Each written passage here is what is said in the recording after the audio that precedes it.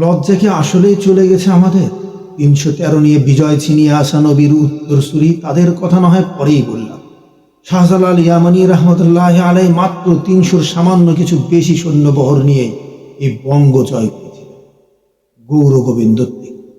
অথচ কি লজ্জা, কি লজ্জা! ৬০-৭০ লাখ ইহুদিদের বিপক্ষে আজ ২০০ কোটি মুসলমান আবাবিলের অপেক্ষায় তাকিয়ে আছে আসমানের দিকে। লজ্জা করে না একবার? তারা নিজেদেরকে এগিয়ে নিচ্ছে প্রজ্ঞায়, যোগ্যতায়, প্রযুক্তি। আমরা ব্যস্ত আছি নিজে না পারলে নিজের ভাইয়ের পা টেনে নিচে নামাতে। লজ্জা করে না তোমার?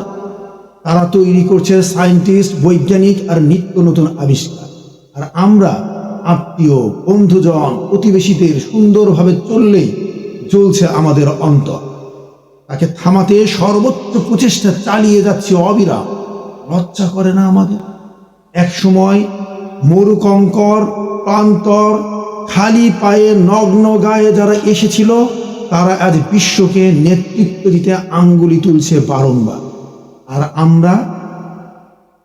আমরা আছি গত বছরের চাইতে এবার জাকাত, সদকা আর ফিতরা কত বেশি পাবো তা নিয়ে চিন্তা নিয়ে ব্যস্ত। যেখানে ইসলাম শিখিয়েছে যোগ্যতার মানদণ্ডে অবস্থান তৈরি করে দিতে, সেখানে আমরা তীক্ষ্ণ দৃষ্টি রাখি নিজের অবস্থান ঠিক রাখি। লজ্জা লাগে না আমাদের?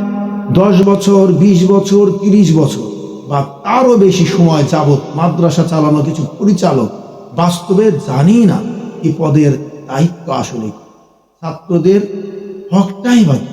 তাদের কি কোন সাঁচে ঢেলে গড়া এখন সময়ের দাবি, ভাববার অবকাশই তো নেই তাদের। আম জনতা প্রশ্নের উত্তরগুলো কমেন্টসে জানিয়ে যাবেন আশা রাখি জাতীয় সাথে। আগামী ভিডিও নিয়ে নতুন ভাবনার দুয়ার খুলতে আবার আসছি আমি জামিল মাহফুজ। অপেক্ষায় থাকবেন ততক্ষণ পর্যন্ত ইনশাআল্লাহ।